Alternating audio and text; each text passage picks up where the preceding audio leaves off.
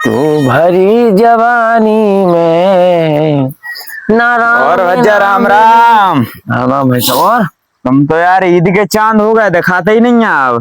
दिखा तो का यार, हमें तो धरती के ऊपर रह रहे, हम आसमान में चले गए यार भाई। तो आज मिल गए तो एक आध पुरानी कहावत सुना देते। देखो भाई सब कहानी महानी नहीं सुनो, सुनाए तो हम पर तुम्हें उठने पड़े फिर।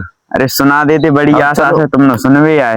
चलो तो सुन लो, फिर नहीं मान रहा है तो सुना दो। तो पहले तो हमने उकरू बैठे आंदो। बैठ जाओ। एक का भाव हाँ हाँ कि एक अपने भारत में अंधी नगरी चौपट राजा टके सिर भाजी खाजा। राजा भाव रे बहुत हेवी राजा है। तो हाँ हाँ एक दर का भाव का एक दीवाल हाथी सो दीवाल गिर पड़ी। अब वही के बगल में बंधी थी भैंस, भैंस बंधी थी।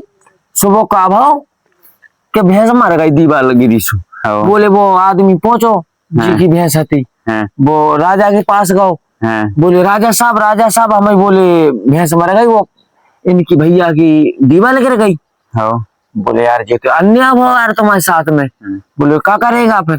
बोले ये करेगा कि इसका निर्णय करो, वो क्या करेगा। बोले ठीक है, अब एक काम करो मंत्री साहब, वो दीवाल को फांसी पे चढ़ा दो।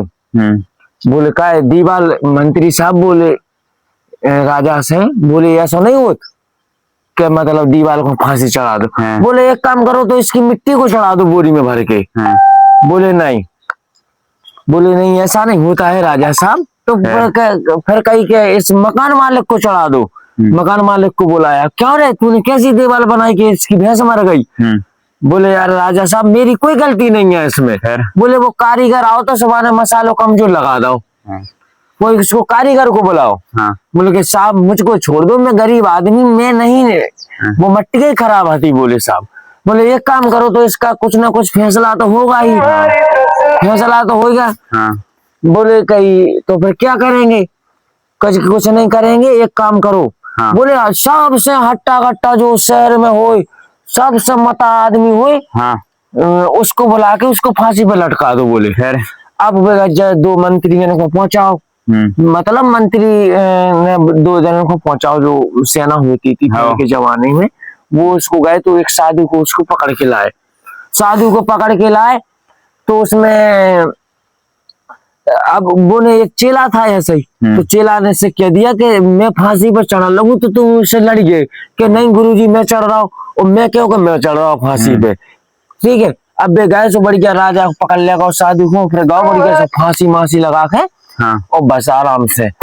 अब वो गए सो उनने वो चढ़ाओ माने फांसी पे, और राजा ऐसे सामने बैठो। तो अब वो देख रहा तमाशा, बारे गोडन पे गरो चेला। बोले गुरुजी मुँह चढ़ने फांसी पे, वो कह रहा मुँह चढ़ने।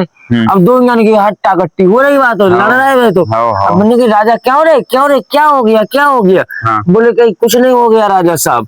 बोले फिर भी बताइए आप क्यों लड़ रहे हो यार? बोले राजा साहब इतना अच्छा मुहूर्त चल रहा है, इतना अच्छा मुहूर्त चल रहा है कि अभी इस सियात में जो भी मरेगा वो स्वर्ग की कुर्सी में बैठ जाएगा। बोले यार हटो। बोले हम चढ़े फांसी पे। राजा चढ़ो और मरो।